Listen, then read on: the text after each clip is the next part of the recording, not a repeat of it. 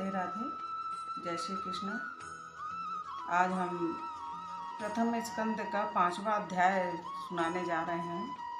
श्रीमद् भागवत गीता के प्रथम स्कंद का आज 5वां अध्याय शुरू कर रहे हैं। आज 5वें अध्याय में भगवान के यश कीर्तन की महिमा और देवर्षि नारद जी का पूर्व चरित्र। तो आप लोग इसे ध्यान पूर्वक सुने और इसका आनंद लें। सूत जी कहते, तदंतर सुखपूर्वक बैठे हुए वीणापाणी परम यशस्वी देवर्षि नारद जी ने मुस्कुराकर अपने पास में ही बैठे ब्रह्मर्षि व्यास जी से कहा। नारद जी ने प्रश्न किया, महाभाग व्यास जी, आपके शरीर एवं मन दोनों ही अपने कर्म एवं चिंतन से संतुष्ट है।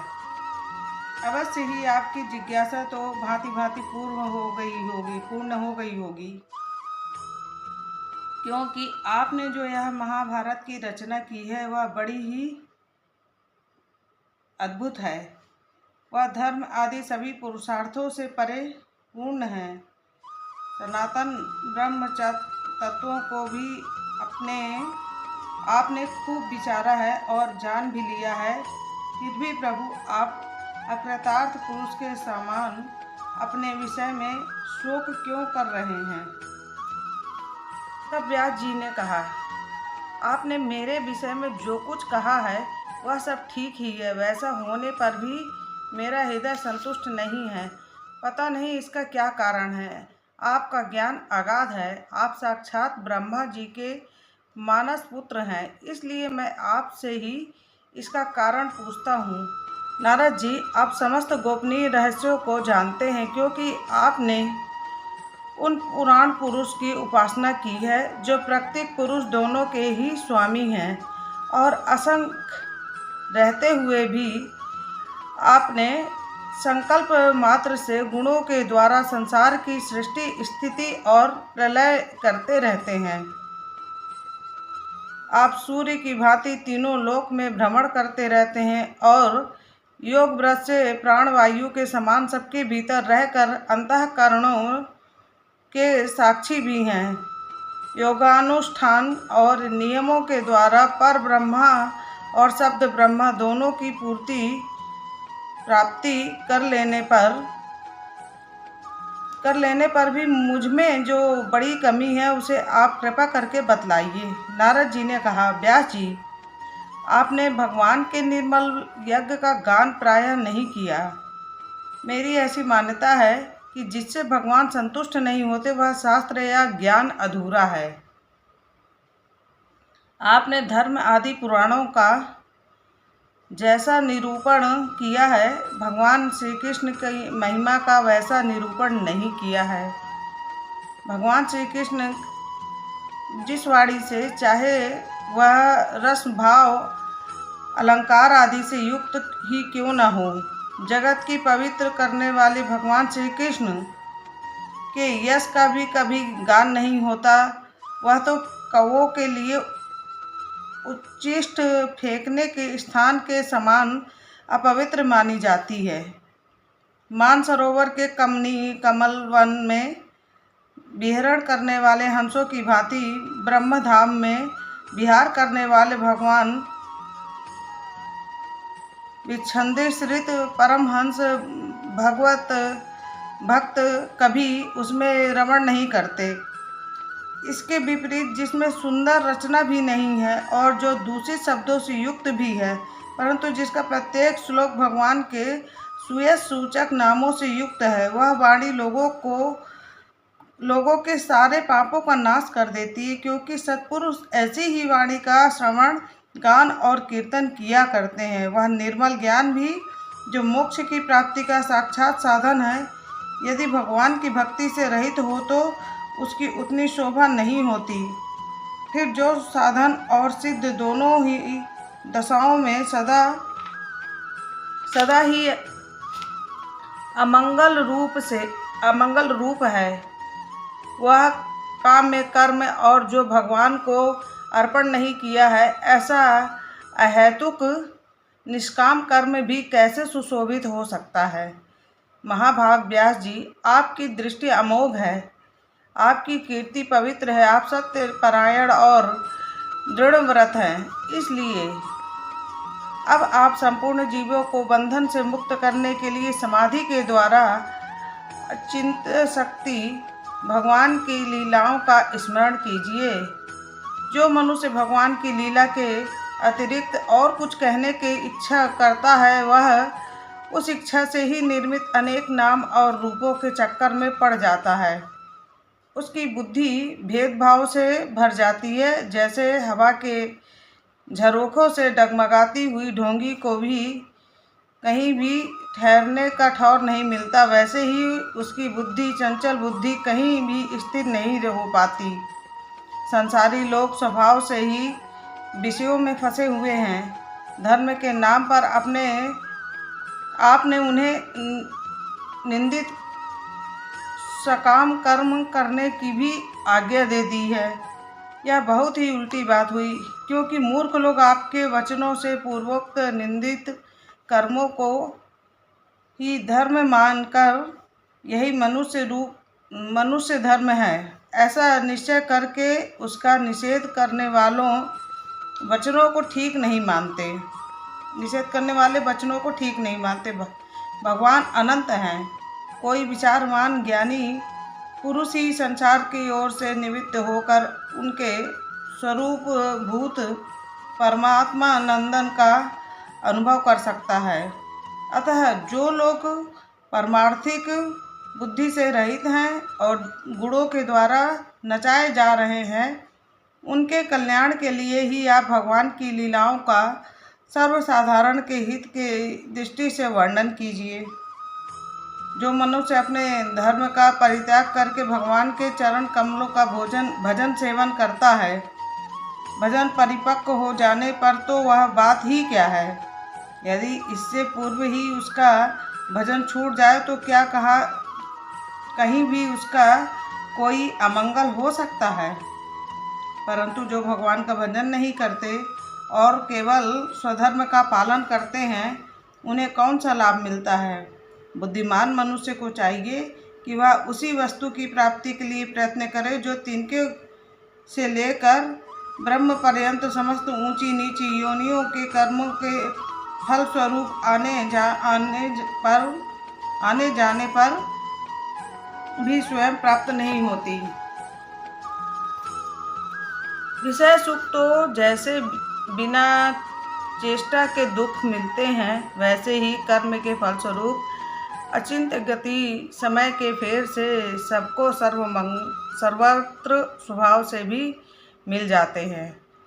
व्यास जी, जो भगवान श्री कृष्ण के चरणारविंद का सेवक है, वह भजन न करने वाले कर्मी मनुष्यों के समान दैवात कभी बुरा भाव हो जाने पर भी जन्म मृत्युमय संसार में नहीं आता। वह भगवान के चरण कमलों के आलिंगन का स्मरण करके फिर उसे छोड़ना नहीं चाहता। उसे रस का चस्का जो लग चुका है, जिनसे जगत की उत्पत्ति, स्थिति और प्रलय होते हैं, वे भगवान ही इस विश्व के रूप में भी हैं। ऐसा होने पर भी वे इससे विलक्षण हैं। इस बात का आप स्वयं जानते हैं, तथापि मैंने आपको संकेत मात्र कर दिया है। व्यास जी, आपकी दृष्टि अमोघ है। आप इस बात को जानिए कि आप पुरुषोत्तम भगवान के कालावतार हैं। आपने जघन्य होकर भी जगत के कल्याण के लिए जन्म ग्रहण किया। आपने अजन्मा होकर भी जगत के कल्याण के लिए जन्म ग्रहण किया। इसलिए आप विशेष रूप से भगवान की लीलाओं का कीर्तन कीजिए। विद्वानों ने इस बात का निरूपण किया है कि मनुष्य की तपस्या, वेद अध्ययन, यज्ञ अनुष्ठान, स्वाध्याय, ज्ञान और दान का एकमात्र प्रयोजन यही है कि पूर्ण कीर्ति श्री कृष्ण के गुणों और लीलाओं का वर्णन किया जाए। मुनि, पिछले कल्प में अपने पूर्व जन्म में मैं वेदवादी ब्राह्मणों की एक दासी का लड़का था। ये पिछले जन्म की बात बता रहे हैं कि पिछले कल्प में अपने पूर्व जीवन में मैं एक वेद व्याधि ब्राह्मणों के एक दासी का लड़का था। वे योगी वर्षा ऋतु में एक स्थान पर चातुर्मास कर रहे थे। बचपन में ही मैं उनकी सेवा में नियुक्त कर दिया गया था। मैं यद्यपि बालक था, फिर भी किसी प्रकार की चंचलता नहीं करता था, जितेंद्रिय था, खेल कूद से दूर रहता था और आज्ञा अनुसार उनकी सेवा करता था। मैं बोलता भी बहुत कम था। मेरे इस शील स्वभाव को देखकर समदर्शी मुनियों ने मुझे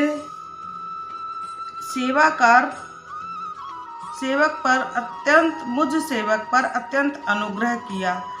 उनकी अनुमति प्राप्त करके बर्तनों में लगा हुआ जूठन मैं एक बार खा लिया करता था। इससे मेरे सारे पाप धुल गए। इस प्रकार उनकी सेवा करते करते मेरा हृदय शुद्ध हो गया और वे लोग जैसा भजन पूजन करते थे उसी में मेरी रुचि हो गई। प्यारे व्यास जी, उस सत्संग में उस लीला गान परायण महात्माओं के अनुग्रह से मैं प्रतिदिन श्री कृष्ण की मनोहर कथाएं सुना करता था। श्रद्धापूर्वक एक एक पद श्रवण करते करते प्रिय कीर्ति भगवान में मेरी रुचि हो गई। महामुनि, जब भगवान में मेरी रुचि हो गई तब उस मनोहर कीर्ति प्रभु को में मेरी बुद्धि भी निश्चल हो गई। मतलब उसकी भगवान में रुचि हो गई तो उनकी बुद्धि भी निश्चल हो गई। उस बुद्धि में इस संपूर्ण सत और असत रूप जगत को अपने पर ब्रह्मा स्वरूप आत्मा में माया से कल्पित देखने लगा। इस प्रकार शरत और वर्षा, इन दो ऋतुओं में तीनों समय मेरा महात्मा मुनियों ने श्री हरि के निर्मल यश का संकीर्तन किया और मैं प्रेम से प्रत्येक बात सुनता रहा। अब चित्त के रजोगुण और तमोगुण को नाश करने वाली भक्ति का मेरे हृदय में प्रादुर्भाव हो गया। मैं उनका बड़ा ही अनुरागी था। उन लोगों की सेवा से मेरे पाप नष्ट हो चुके थे। मेरे हृदय में श्रद्धा थी, इंद्रियों में संयम था एवं शरीर, वाणी और मन से मैं उनका आज्ञाकारी था। उन दीन वत्सल महात्माओं ने जाते समय कृपा करके मुझे उस गुहातम ज्ञान का उपदेश किया, जिसका उपदेश स्वयं भगवान ने अपने श्रीमुख से किया है।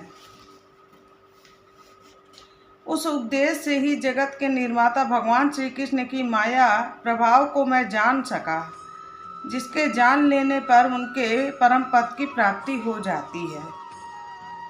सत्य संकल्प व्यास जी पुरुषोत्तम भगवान श्री कृष्ण के प्रति के समस्त कर्मों को समर्पित कर देना ही संसार के तीनों तापों की एकमात्र औषधि है। यह बात मैंने आपको बतला दी।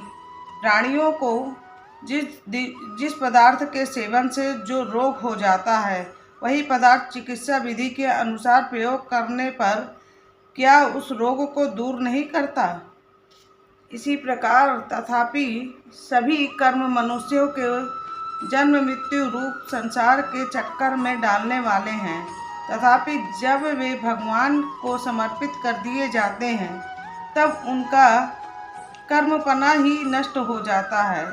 इस लोक में जो शास्त्र विहित कर्म भगवान की प्रसन्नता के लिए किए जाते हैं, उन्हीं से पराभक्ति युक्त ज्ञान की प्राप्ति होती है।